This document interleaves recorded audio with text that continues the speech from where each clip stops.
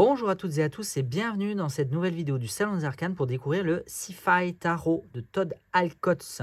Je me suis demandé ce que j'allais bien pouvoir vous présenter comme jeu avant Noël, puisqu'on approche au moment où je tourne et où cette vidéo sera publiée de Noël. Et je me suis rappelé que je ne vous avais pas encore présenté ce nouveau tarot de Todd Alcott. Todd Alcott, vous le connaissez très probablement pour le Pulp Tarot, qui a eu un succès assez phénoménal. Et il a réitéré la création d'un jeu sur le même principe que le Pulp, mais dans une thématique de l'horreur, avec le Horror Tarot. Et avec ce jeu, donc ce troisième tarot de Todd Alcott, on réitère l'expérience du Pulp, hein, on ne change pas une équipe qui gagne, comme on dit, sur la thématique de la science-fiction. Eh bien, allons-y. De toute façon, si vous connaissez le pulp et ou le horror, c'est exactement le même principe, la même finition, la même qualité, puisque c'est une édition semi-indépendante par un collectif qui s'appelle Unemployed Philosophers Guild, voilà, basé à Brooklyn, New York. Le jeu est quand même imprimé en Chine, comme beaucoup de jeux. On a une jolie boîte qui imite un livre, j'aime beaucoup, c'est toujours une très jolie boîte. Le seul inconvénient, c'est ça, c'est cet écrin de carton, toujours plutôt fragile. Donc bon, là, ça a l'air quand même de tenir la route, mais bon, c'est vrai que je ne suis pas très fan de ces écrins de carton.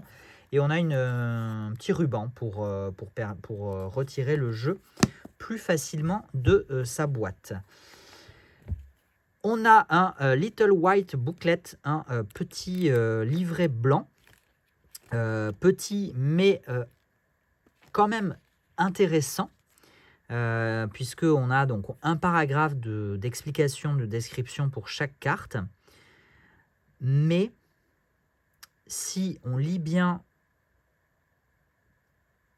Non, est-ce que j'allais vous dire une bêtise? Je ne sais pas, justement. Est-ce que... lisons bien le... Il me semble que le livret est quand même pas mal fait. C'est ça que je voulais dire.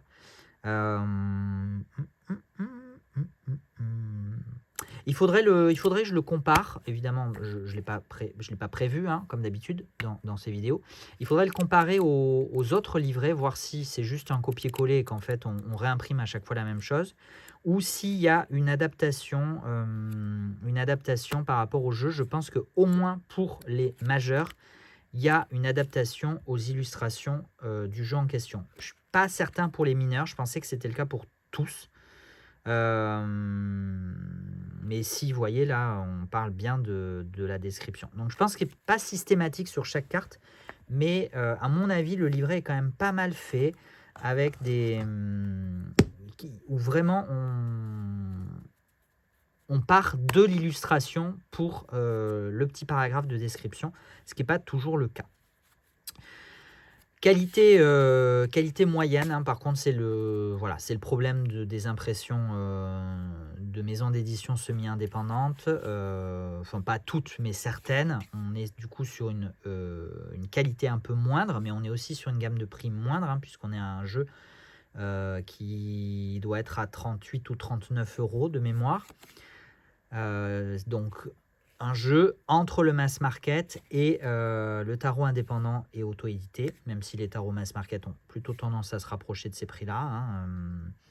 Au niveau, donc, je pense qu'on est, alors pas sur du 350, mais on est peut-être quand même sur du 320, 310, 320. On a une finition mat et lisse.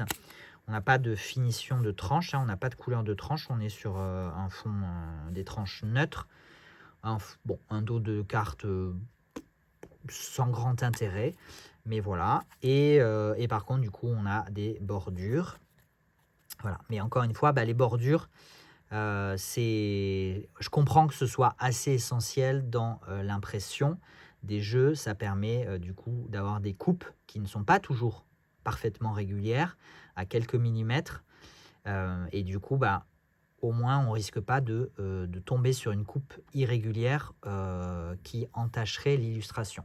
Donc là, les bordures sont assez minimes, hein. Il y a des jeux avec des bordures beaucoup plus larges, donc ça passe.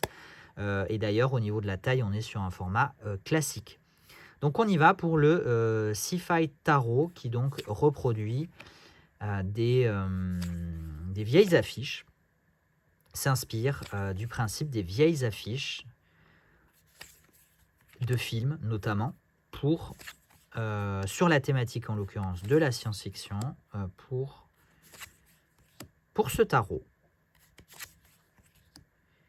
Et c'est toujours, les jeux de Todd Alcott sont toujours plutôt très drôles quand même, hein. Il y a un humour particulier, mais il y a clairement de l'humour. Mais il y a aussi beaucoup d'intelligence sur... et outre l'esthétique, hein, encore une fois, parce que c'est une esthétique alors qu'on aime ou qu'on n'aime pas, mais c'est quand même déjà d'une esthétique certaine. Et en plus, c'est quand même d'une intelligence sur le concept de base, de créer un tarot sur une base d'anciennes affiches, de recréer d'anciennes affiches pour un tarot.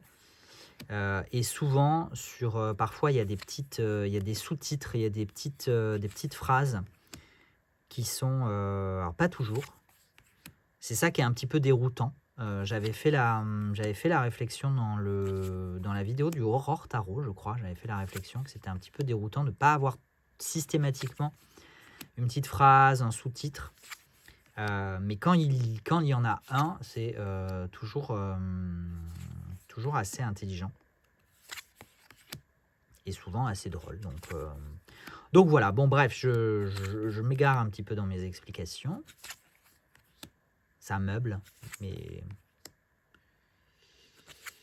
s'il faut, vous êtes en train de regarder en vitesse x40, donc vous n'entendez rien de ce que je vous raconte, mais c'est pas grave.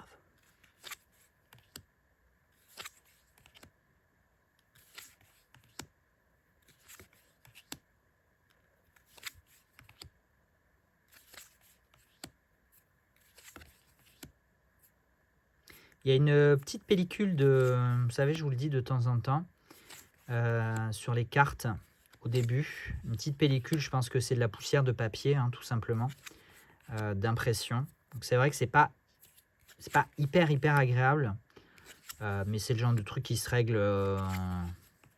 assez vite, hein. Après une manipulation ou deux, un mélange ou deux, une fois que vous les avez pris en main, il n'y paraîtra plus. Mais sur le coup, du coup, ça laisse une petite pellicule sur les doigts.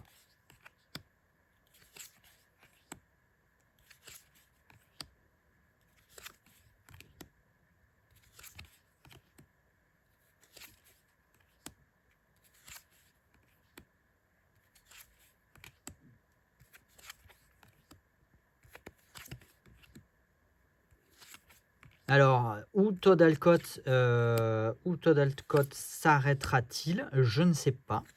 Est-ce qu'il nous prépare déjà un prochain tarot sur une autre thématique? Peut-être.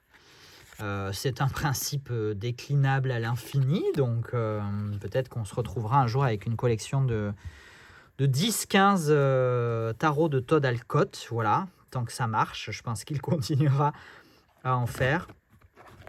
Et écoutez, ben voilà, vous pouvez retrouver le tout dernier, le Sci-Fi, en boutique. Normalement, je pense en tout cas au moment où je tourne cette vidéo et où elle sera publiée, je me suis réapprovisionné du Aurore, ça c'est certain, et je pense qu'il reste encore aussi des pulp tarot en boutique. Je me réapprovisionne assez régulièrement parce qu'encore une fois, ça fait partie, c'est devenu quasiment un incontournable, je pense, et son prix participe aussi de son succès, hein, j'en ai conscience, il faut aussi en avoir conscience.